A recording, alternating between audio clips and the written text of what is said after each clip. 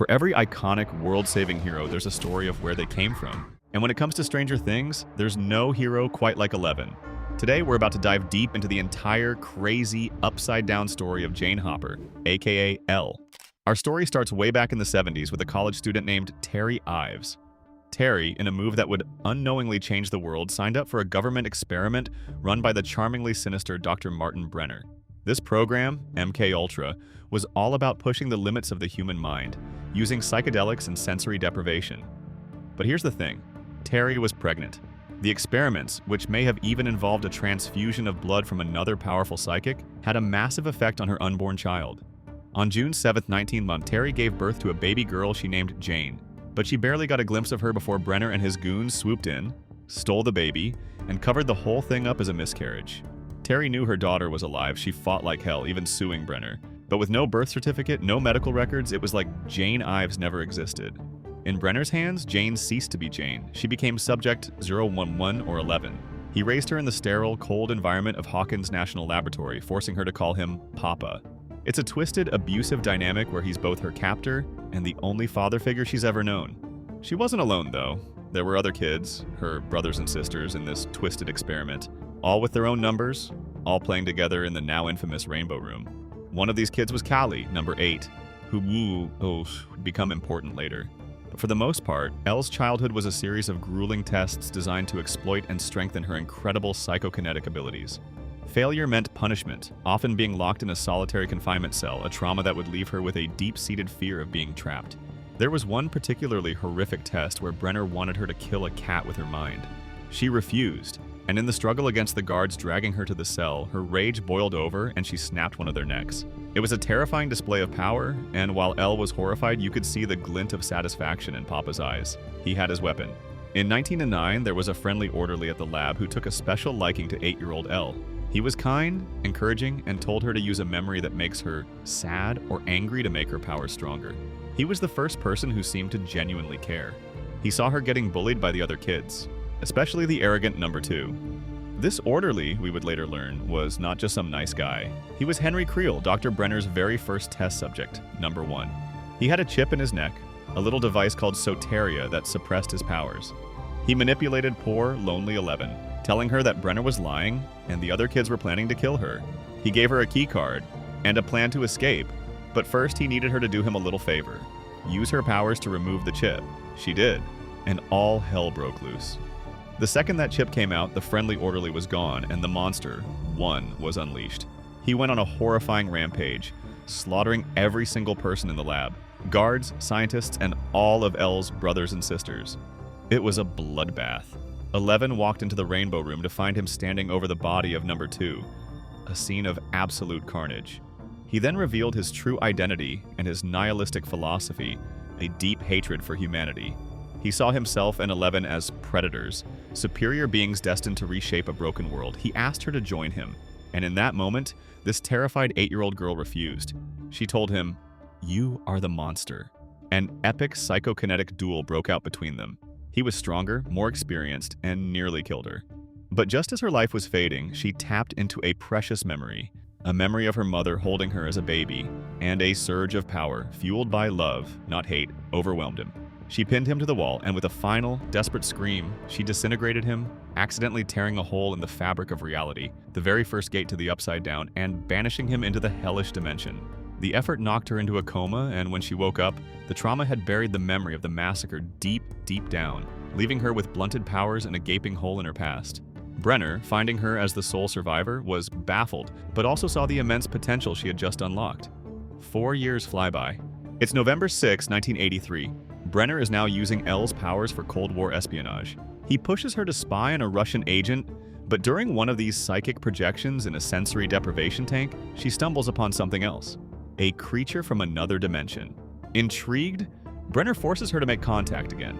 This time, as she psychically touches the creature we'd come to know as the Demogorgon, the connection is so powerful it rips open a new, stable gate right there in the lab wall.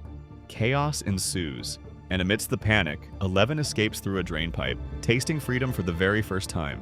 She's lost, scared, and hungry when she stumbles into Benny's diner. Benny feeds her and tries to help, but his call to social services is intercepted by the lab. Agent Connie Fraser shows up, shoots Benny dead, and 11 is on the run again. That night, in the pouring rain, her path crosses with 3 boys on a mission to find their missing friend, Will Byers. Mike, Lucas, and Dustin find this strange, silent girl in the woods, and, against their better judgment, Mike takes her home and hides her in his basement. He gives her the nickname Elle, and, most importantly, he gives her Egos. This is where her life truly begins. She starts to learn about friendship, trust, and home. It's clunky and awkward at first. She's terrified of adults, speaks in broken sentences, and when Lucas wants to tell Mike's mom about her, she slams the door shut with her mind, revealing her powers to the boys. Using their Dungeons & Dragons board, she shows them where Will is in the Upside Down, a dark echo of their world, and he's being hunted by the monster. Mike gives her a makeover with a blonde wig and Nancy's pink dress, so she can use the powerful Heathkit radio at their school. It's here she has her first real brush with the outside world, including a run-in with the school bully, Troy. After Troy makes a cruel joke about Will, Mike shoves him. When Troy lunges at Mike, Elle freezes him in his tracks and makes him wet his pants in front of everyone. It's satisfying payback, but her powers are draining, and they often come with a cost. A fight breaks out between Mike and Lucas when Lucas accuses her of sabotaging their search for the gate, which, to be fair, she was, to keep them safe from the lab. In a flash of emotion, she flings Lucas across a junkyard with her mind and runs away, convinced she's the monster everyone thinks she is. It's Mike who finds her, just as Troy and his buddy are forcing him to jump off a cliff into the quarry. In one of the most iconic scenes of the entire series, Elle appears. She levitates Mike safely back to the cliff's edge, breaks Troy's arm with a sickening crack, and collapses. Mike rushes to her, holds her, and tells her, "You saved me." He reassures her that she's not the monster. It's the validation she's needed her entire life. They all reconcile and eventually team up with Joyce, Jonathan, Nancy, and Chief Hopper. They build a makeshift sensory deprivation tank in the middle school gym to amplify her powers. Floating in the saltwater, she enters the psychic void and finds Will, barely alive, hiding in his upside-down version of Castle Byers. She also finds Barb's body, a grim confirmation of her fate. Back in the school, exhausted, Mike asks her to the snowball, the school dance, and in a sweet, fumbling exchange, they share their first kiss. But the quiet is shattered. Hopper, in a deal to save Will, gave up her location. Lab agents storm the school. 11, protecting her friends, unleashes her full fury, crushing their brains internally until blood streams from their eyes. The effort nearly kills her. Just as Brenner corners them, the Demogorgon, attracted by the blood, smashes through the wall. In the final, desperate confrontation, 11 pins the creature against a blackboard. She looks at a terrified Mike, says, "Goodbye, Mike," and with one last monumental effort, she disintegrates the monster, vanishing along with it. But she wasn't gone. She awoke in the upside-down version of the school. She found the portal the Demogorgon had made and managed to squeeze her way back into our world, but she couldn't go back to Mike. The bad men were everywhere. For a month, she survived alone in the woods, a feral, resourceful survivor. Eventually, she realized the food and Egos being left in a box in the woods were from Chief Hopper. Cautiously, she revealed herself, and he took her in. He brought her to his grandfather's old, secluded cabin, a safe house where they could hide. This is where her story takes another beautiful, complicated turn. She becomes a daughter, Hopper sets rules, teaches her Morse code, and tries, in his gruff, broken way, to be a father. But it's hard. Elle is essentially a teenager with superpowers and immense trauma, cooped up in a tiny cabin. She wants to see Mike, especially on Halloween. Hopper says no. The tension builds until one night, after he's late again, she uses the TV static to visit Mike in the void. He's in his basement forward, calling for her on his radio. It's been 352 days. He hasn't given up. It breaks her heart. Her patience finally snaps. She defies Hopper's rules and sneaks out to the school. She sees Mike in the gym, and her heart soars, until she sees him with another girl, a new student named Mac. She feels a twinge of jealousy, an emotion she has never experienced before. In a fit of pique, she uses her powers to trip Max on her skateboard, and then flees, heartbroken. This leads to a massive blowout fight with Hopper. In a rage, she shatters every window in the cabin with a psychic scream. Later, while cleaning up, she finds a box of old files from the lab. Inside, she finds her mother's name, Terry Ives. Using the void, she finds her mother, catatonic in a chair, endlessly repeating a sequence of words. Elle travels to her mother's home and, through a psychic connection, experiences Terry's memories.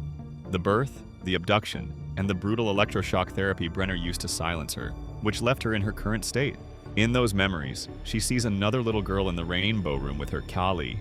Believing this is where her mother wants her to go, Elle runs away again, hopping a bus to Chicago.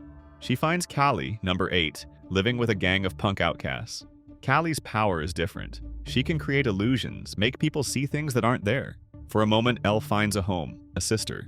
Callie teaches her to channel her anger, to use her pain to make her powers stronger. They go on a revenge mission against one of the lab orderlies who tortured her mother. But when the moment comes, when Elle is choking him with her mind, she sees a picture of his children. She can't do it. She's not a killer. This is the difference between her and Callie, and between her and one. She chooses mercy. As the police close in on their hideout, Elle uses the void to check on her friends back in Hawkins and sees them in terrible danger at the lab, surrounded by demodogs. Mike is there. Hopper is there. They need her. She leaves Callie and her crew behind, choosing her found family, and heads back home. Her return is nothing short of legendary. Just as the heroes are about to be overrun by demodogs at the Byers' house, the door unlocks, and there she stands. She's back. After a tearful reunion with Mike, they hatch a plan. Joyce and Jonathan will try to burn the Mind Flayer out of Will, while Elle and Hopper will go back to the lab to close the gate. In the car, she and Hopper finally have the talk they desperately needed. He apologizes for being overprotective, explaining his fear of losing her like he lost his own daughter, Sarah. They forgive each other. At the lab, they descend into the abyss beneath the facility to the massive, pulsing heart of the Upside Down's invasion. As Hopper fends off a swarm of demodogs, 11 channels all her pain, all her anger, all her love, and with a deafening scream, she forces the gate shut, severing the Mind Flayer's connection to its army. A month later, Dr. Owens provides Hopper with a forged birth certificate. She is officially Jane Hopper, and for one night, she gets to be a normal kid. She attends the snowball. Mike, stunned, tells her she looks beautiful. They dance to Every Breath You Take and say it's, and they share a perfect, happy kiss. But far below, in the Upside Down, the Mind Flayer looms over the school, and it hasn't forgotten her. Fast forward to the summer of 1985. Elle and Mike are inseparable, much to Hopper's chagrin. Their constant makeout sessions drive him crazy. After a failed attempt at a heart-to-heart, Hopper just straight up threatens Mike into staying away for a bit. Confused and hurt by Mike's sudden distance, Elle turns to the one person who might understand. Mac, this is the beginning of one of the show's best friendships. Max teaches Elle about boys, fashion, and independence. They have a glorious shopping spree at the new Starcourt Mall, and when they run into the boys, Elle, feeling empowered, dumps Mike on the spot. Later, during a sleepover, they use Elle's powers to spy on people, eventually landing on Max's abusive stepbrother, Billy. But when Elle finds him in the void, something is terribly wrong. She hears screaming, and he senses her presence. This kicks off the new mystery. Billy has been taken by the Mind Flayer, becoming its new host. The girls, along with the boys, trap Billy in the pool sauna to prove it. The possessed Billy breaks out with superhuman strength and nearly kills Elle before Mike saves her, and she hurls Billy through a brick wall. The group realizes the Mind Flayer is back and is flaying people all over town, melting them down to build a new, physical body. After a gruesome fight at the hospital against a monster made of two melted down people, Elle dives deep into Billy's mind to find the source. She sees his traumatic childhood, the abuse from his father, the day his mother left. She feels pity for him, but the Mind Flayer finds her there, trapping her in a psychic projection and revealing its plan: to kill her, then her friends, then everyone. The giant spider monster, built from the flesh of the flayed, attacks the cabin. Elle fights it off, but not before a piece of its tendril gets lodged in her leg, a festering piece of the monster itself. At the mall, after Jonathan fails to cut it out, Elle, in an agonizing scene, uses her own powers to rip the piece from her flesh. The effort is so immense, so traumatic, that it seems to burn out her powers completely. She's powerless. The final battle for Starcourt is a nightmare. Without her powers, Elle is vulnerable. The spider monster corners them in the mall. Billy, under the Flayer's control, kidnaps her and offers her to the Beast.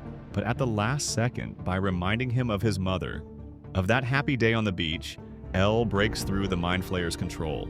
In a final act of redemption, Billy sacrifices himself to save her. At the same time, deep below the mall, Joyce is forced to turn the key to destroy the Russians' gate-opening machine, seemingly disintegrating Hopper in the process. The spider monster collapses, its connection to the Mind Flayer severed. In the following moments, Elle realizes Hopper is gone. Her father is gone. 3 months later, a still powerless 11 is taken in by the Byers family. Joyce gives her the heart-to-heart speech Hopper had written down. Reading his words, learning just how much he loved her, she breaks down. She says a tearful goodbye to her friends and moves with the Byers to Lenora Hills, California for a fresh start. The fresh start is anything but. It's now 1986. Going by Jane, she's trying to survive high school, without powers, without Hopper, and without her friends. She's a total outcast, mercilessly bullied by a popular girl named Angela. She lies in her letters to Mike, pretending she's thriving. When Mike visits for spring break, the lies fall apart at a roller rink when Angela and her friends humiliate Elle. leading her to finally snap and smash a roller skate into Angela's face. The act lands her in police custody, but she's intercepted by Dr. Owens. Dr. Owens, he tells her Hawkins is in danger again. A new evil is killing teenagers, and he has a way to get her powers back. It's a top-secret project called Nina. She agrees, desperate to help, only to discover with horror that the project is being co-run by a very much alive Dr. Brenner. Trapped, she's forced into the Nina tank, which immerses her in her own repressed memories from the lab. She relives her childhood there, the bullying, the tests, and slowly, the truth of the 1979 massacre begins to surface. She remembers the friendly, orderly Henry Creel, number 1. She remembers how he manipulated her, how he committed the massacre, and the epic battle where she defeated him and banished him to the Upside Down. She realizes that this new evil in Hawkins, the creature they're calling Vecna, is him. It's one. Reliving the trauma finally unlocks her powers, restoring them to a level stronger than ever before. But just as she's ready to go back, Brenner wants to keep pushing her, believing she's not ready. At the same time, a hot-headed military colonel, Sullivan, who believes Elle is the cause of all of Hawkins' problems, launches a full-scale assault on the Nina facility. Brenner is shot trying to escape with her. In his dying moments, he asks for her forgiveness. She gives him a complicated goodbye but denies him the comfort he seeks. Just then, Mike, Will, Jonathan, and their new friend Argyle arrive in a pizza van to rescue her. They can't get to Hawkins in time to stop Vecna's plan. Max has offered herself up as bait. So, in the back of a Surfer Boy pizza, they create a makeshift sensory deprivation tank using a freezer and a whole lot of salt. Elle piggybacks into Max's mind to fight Vecna on the psychic plane. She finds Max in a memory of the snowball, but Vecna corrupts it into a nightmare. They engage in a furious battle of minds, but Vecna is too strong.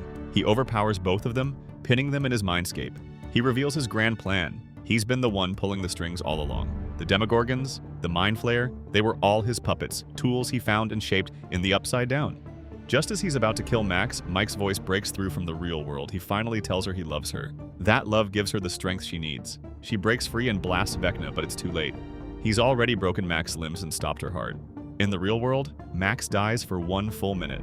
Her death is the 4th and final sacrifice Vecna needs. 4 gates rip across Hawkins, converging in the town center, unleashing the Upside Down. But in the void, Elle refuses to let her friend go. She places her hands on Max's chest and uses her powers somehow to restart her heart. 2 days later, they arrive back in a devastated Hawkins. The Upside Down is bleeding into their world. Max is in a coma at the hospital, and when Elle tries to find her in the void, there's nothing there, just darkness. Will, with his lingering connection to the Upside Down, can feel that Vecna is still alive, hurt but not dead. The story ends with the group standing on a hill overlooking their broken town, watching as ominous red clouds gather, and spores from the Upside Down begin to fall like snow. The war is far from over, but one thing is certain. 11 is back, stronger than ever, and she's ready to fight. So that has been the entire, what an emotional story of 11, from a scared home kid in a lab to the superpowered hero of Hawkins. What's your favorite Elle moment? Let us know in the comments below. And if you want to see more Stranger Things content and theories, click the video on screen now.